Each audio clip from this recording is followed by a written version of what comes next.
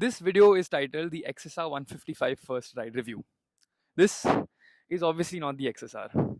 That's because as an intern at PowerDrift, I was given the job of taking the XSR back to the service center when its long-term tenure was over. Now I did that, and well, that means I obviously don't have it anymore. So for the sake of this video, please bear with me and pretend like my dad's Interceptor 650 is the XSR. And I promise you, this is gonna be an action-packed review, full of sped-up cornering shots and 3-inch clutch-up wheelies.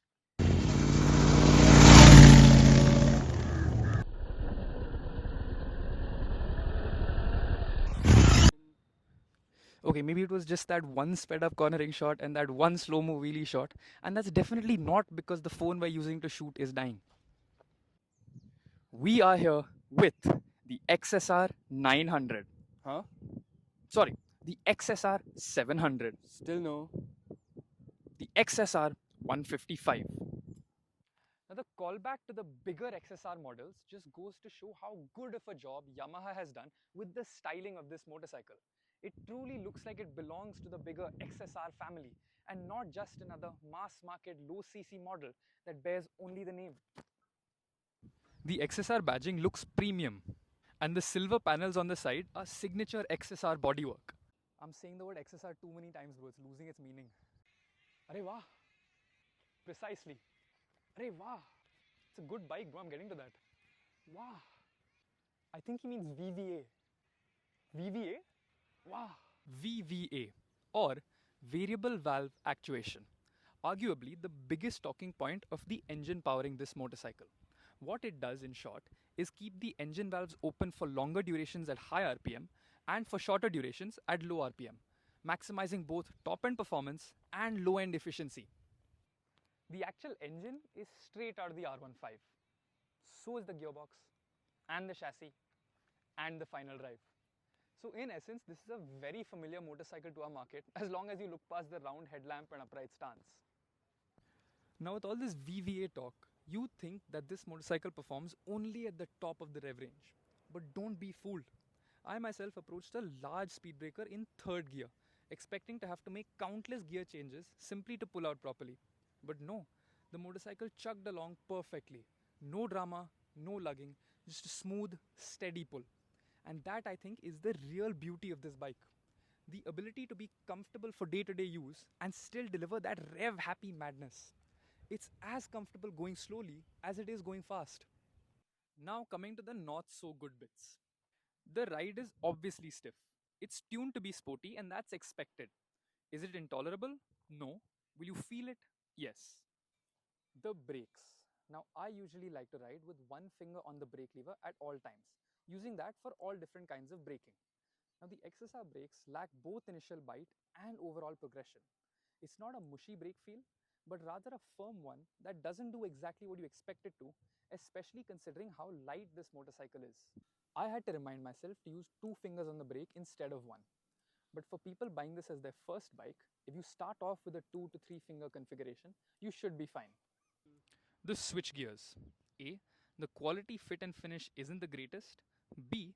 The horn and indicator switches for some reason are inverted. I don't know why Yamaha had to do this. It takes a fair amount of effort to get used to. And the high beam as well is not a standard index finger toggle, but instead a switch in itself. The mirrors. They would loosen and shake with almost every other pull, pothole or bump. Now I don't know if this was just the unit I had because it's been through quite the beating at PowerDrift, or if it's a widespread XSR issue. That being said, the integrity of the mirrors didn't fill me with much faith. Now the day I had this bike, I spent about 3 hours on it non-stop at a considerably high rev range, almost always 7,000 plus. That meant I felt a slight buzz in my hands through the bars, not major enough to want to stop riding, but enough to be a slight inconvenience. The next big con is only a con if you choose to see it that way. And it has a lot to do with this motorcycle's competition. Now the XSR's big competitor is the Hunter 350. And even though they do very different things, because of their prices and new retro characteristics, they end up being in the same argument for a first bike roadster. Now keeping the obviously stark engine and suspension differences aside, I want to tell you about how each motorcycle feels beneath you as you ride it. I like to grip the tank with my knees really hard when I'm riding, especially under hard braking. Now I felt like the XSR's tank wanted to compress under the force I was exerting on it. It's not a very substantial feeling machine, unlike the Hunter, which will give you a sense of presence as you're sitting on it, no matter how small it is for an Enfield. The XSR makes it known to you that it genuinely is a light, minimal thing. You can choose if you want to take that as a good thing or not. Now, who is the XSR for? Speaking as an enthusiast, the XSR is for somebody who knows exactly what they want out of a motorcycle and what they're willing to compromise. It's for someone who appreciates this beautifully nimble chassis and eager engine. Now, as just a common buyer, the XSR makes for the perfect city bike. Fuel efficient, tractable, and simply hassle free. And I can assure you that 90% of us will not be able to extract 100% of the performance that the XSR has to offer. So I urge you, if you're somebody buying their first bike and you do choose the XSR, don't be so quick to want to graduate to a higher CC machine.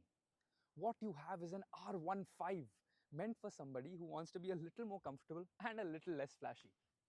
It's a forgiving bike that will teach you a lot more than you think, with performance that will genuinely surprise you once you learn how to open it up. Spend some time on it, appreciate what you have, because all said and done, the XSR 155 is a damn good motorcycle and one that put a smile on my face every time I swung a leg over it.